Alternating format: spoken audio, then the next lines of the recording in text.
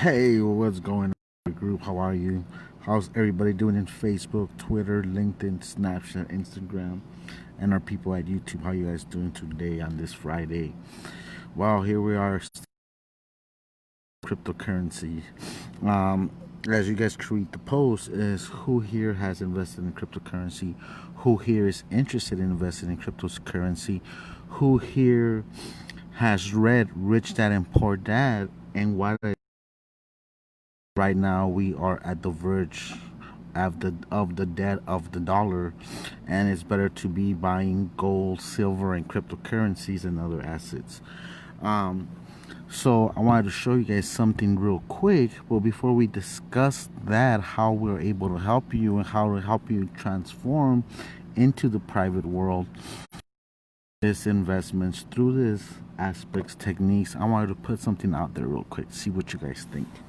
Comment below, like, share, and start watch parties with people right now. We're at home. There's now politicians found out that people enjoyed feeling wealthy, even if they weren't. And again, we were not a country founded on the ideals of debt equals prosperity. No, you save, you invest, you prosper. And having Fannie Mae and Freddie Mac and the FHA extend, increase eligibility for mortgages. I mean, when the Vietnam War ended in San Antonio, Texas, my parents borrowed money from the parents, and with the help of a VA loan, they barely got a mortgage. And it was known for their generation that they were supposed to strive to pay that mortgage off before they retired. You certainly don't go into retirement with mortgage debt. And yet, here we are in America today, and the majority of retirees still carry mortgage debt. Think about that. You're in retirement and financially vulnerable. I know it makes it, but it is what it is. And it's the culture that we have accepted. And we've been told by our leaders that it's the way it should be. Who's questioning them? Well, I think right now Mother Nature is questioning them. I think right now the coronavirus is questioning them. I think that there is going to be a severe cultural backlash where families feel the pain enough to say and make decisions on their own. If they're encouraged to take on debt, sure, we're going to go back to our ways in some sense of the word. But there are predictions right now that unemployment could surpass that of what we saw during the Great Depression. I mean, these are unfathomable numbers that we're considering in America. At the apex, at the height of the Great Depression, 1 in 4 Americans were out of work. In 2 weeks' time, we had 9.95, nearly 10 million jobless claims in America. In 2 weeks' time, we got to 1 million Americans. And what we know from studying Google Trends, you can track any word on Google Trends. Right now, if you track unemployment insurance, it's really popular, especially in Texas and in New York and in other states where there's been a tremendous backlog. Florida is going to be coming up big time because they have such an antiquated unemployment insurance system that people can't get through to file the unemployment insurance claims that they need to right now. But what we know from studying Google Trends is that the third wave was even bigger than the first and the second waves as other states went into shutdown. So we haven't seen the worst of what we're going to see in terms of the ranks of Americans who are unemployed. They took a survey just overnight. 75% of Americans have seen their income cut by at least 25%. In other words, even people who are keeping their jobs aren't making the same amount. Sure. They're not working the same hours. Maybe one of the two lost their job. You've got your kids at home, online schooling, and you're trying to do your job even if you are working remotely. You may as well be on your roof trying to get your job done and form a sentence. I'm a writer. I mean, I mostly write and conduct research. And things work out really well for me around 4 or 5 a.m. when the whole house is asleep. But this is a cultural shift is what I'm trying to say. This is unlike anything generations have seen who survived the Great Depression. So Mother Nature coronavirus, which... And I'm not saying it's revenge or anything. It's shining a very bright light. I totally get it. It's highlighting a lot of the things that they've been doing that we haven't been prepared for, and now, hey, you're being held accountable. What are we going to do now? I get that part. When we read, you know, the articles that say unemployment is projected by the end of second quarter to be at 30%. You just kind of, you read it, you're like, yeah, it's going to be at 30%. You're looking at the news, it's going to be at 30%. It's going to be at 30%. And so let me skip the channel and I'm going to go to this next one. 30% is 30%. What does that really mean if you were to unpack? So, and here's what I mean by unpack 30%. If we were to unpack 30%, consequences, so ripple effect. If we go to 30%, 75% is minus 25% of income right now of Americans. 1 out of 4 was unemployed back in the Great Depression. 30% means 1 in 3.3. So we're going to go into some tough times. What is the ripple effects and what industries, what happens to people, economy, safety, where does that go? What could that look like? So you're asking the key question here, because for as large as the fiscal stimulus is, and we've already got $2 trillion out there, the Federal Reserve is going to lever up by a multiple of 10, $450 billion, so that they can keep a lot of businesses still in business, some of which may or may deserve to go out of business, but we'll get to that. But the fact is, from what we know today, the stimulus checks aren't going to hit until when a lot of Americans have been out of work for 6 weeks or more. The time the actual stimulus money hits their accounts. 6 weeks. Well, it was 3 weeks from the time of the signing of, when Congress passed the legislation and it was signed into law. And by then, there were plenty of Americans who had been in shutdown for 2 or 3 weeks. So there have been a lot of people who have been trying to get by on God knows what. That's why you've seen wealthy restaurateurs in major cities open their restaurants back up on their own dime to feed people who don't have food. So I took that thing and some other coins, put it in, Hopefully you guys were able to get that. What do you guys think of that? A lot of great information, red lines that you read about in history class in middle school. People who don't have food.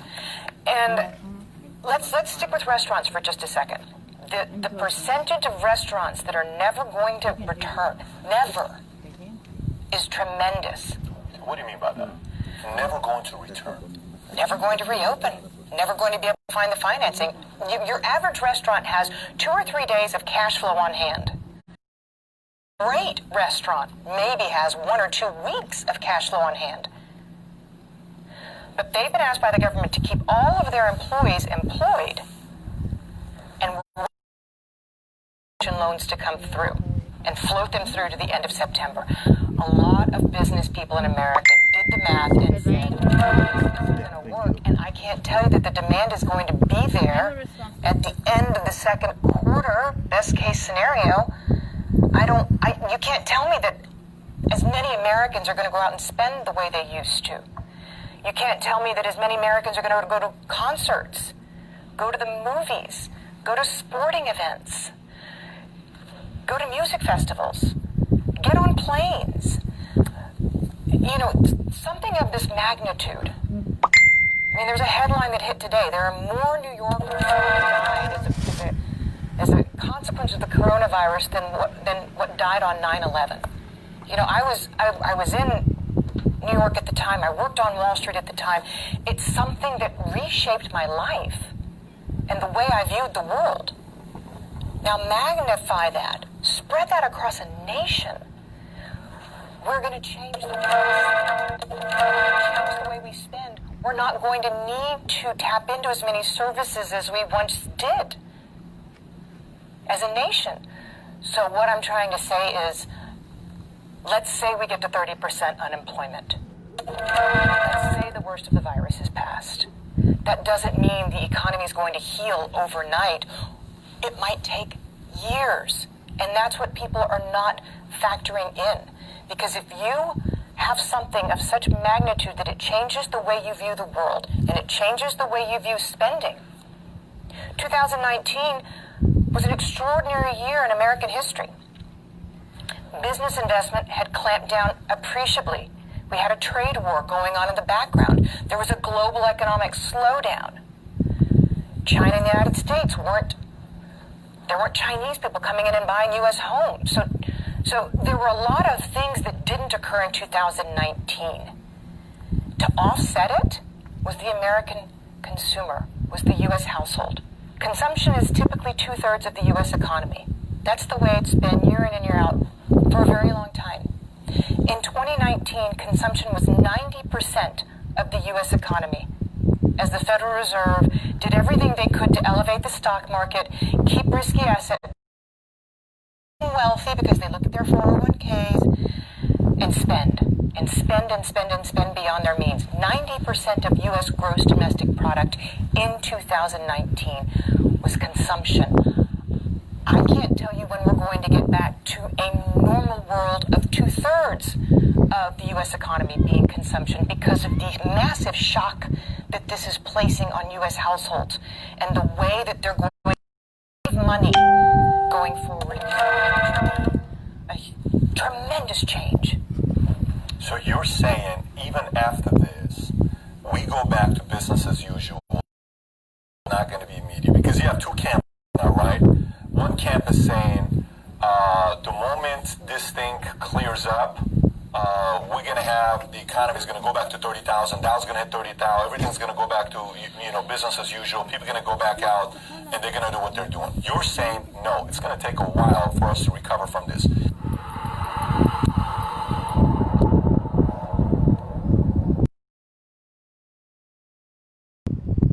Wow.